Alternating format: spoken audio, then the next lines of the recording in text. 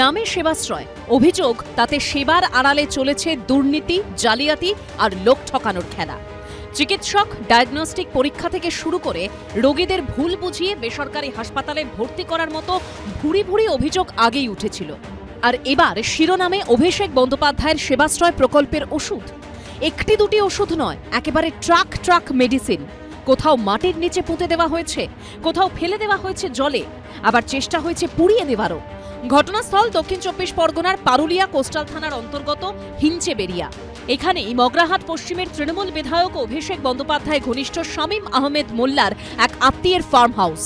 গোপন সূত্রে খবর পেয়ে গত ১০ই জুন এই ফার্ম হাউসে তল্লাশি অভিযান চালায় পুলিশ।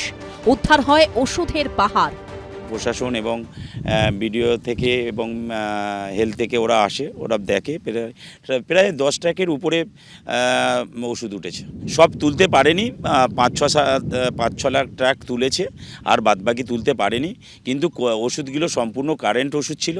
এই বিপুল পরিমাণ ওষুধের মধ্যে সব ওষুধ যে মেয়াদ উত্তীর্ণ তা নয়, বহু ওষুধ রয়েছে যার মেয়াদ এখনও রয়েছে। 2027 অক্টোবর পর্যন্ত এই ওষুধের মেয়াদ রয়েছে। তবে হ্যাঁ, বহু ওষুধ রয়েছে যার মেয়াদ কিন্তু ফুরিয়ে গিয়েছে, এবং সেই ক্যাম্প যখন চলছে তখনও অনেক ওষুধের মেয়াদ তা ফুরিয়ে গিয়েছিল।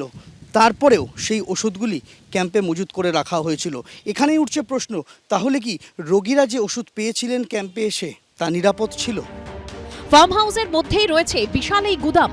এদিন সেই গোডাউনের বন্ধ দরজার ফাঁক দিয়ে দেখে চোখ কপালে ওঠার জোগাড়। যে জায়গা থেকে ওষুধ উদ্ধার করেছে পুলিশ, সেই জায়গাতেই রয়েছে এই সুবিশাল গুদাম ঘরটা, যে গুদাম ঘর পুলিশ সিল করে দিয়ে গিয়েছে। সেই গুদাম ঘরের ভেতরে আমরা দেখতে পাচ্ছি সেখানে রয়েছে চিকিৎসার প্রয়োজনে ব্যবহৃত রোগীদের বেডের একটা বিশাল স্টক রয়েছে। সেখানে স্ট্রেচার রয়েছে, ট্রলি, এমনকি অক্সিজেন কনসেন্ট্রেটর মেশিন তাও রাখা রয়েছে এই গুদামের ভেতরে।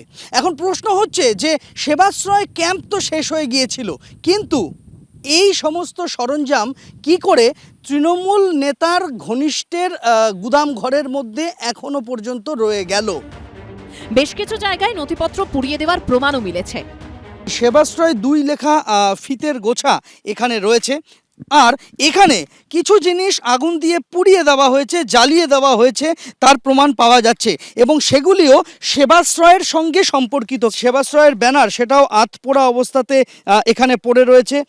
এছাড়াও পড়ে রয়েছে একাধিক ওষুধ, এবং সেখানে নানান চিকিৎসার উপকরণ, এমনকি গোছা গোছা এখানে তৃণমূল কংগ্রেসের প্রতীক তাও কিন্তু পড়ে রয়েছে।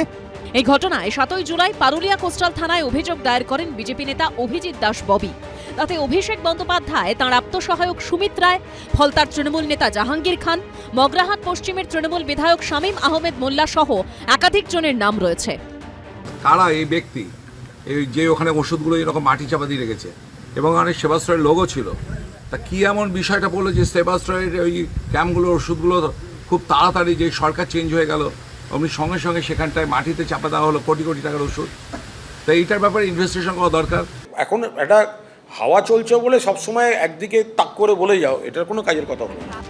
পুলিশ সূত্রে দাবি, প্রাথমিক তদন্ত শুরু হয়েছে, শীঘ্রই এফআইআর দায়ের নিয়ে সিদ্ধান্ত নেওয়া হবে। সন্দীপ সরকারের রিপোর্ট, এবিপি আনন্দ। এবিপি আনন্দ, এগিয়ে থাকে, এগিয়ে রাখে।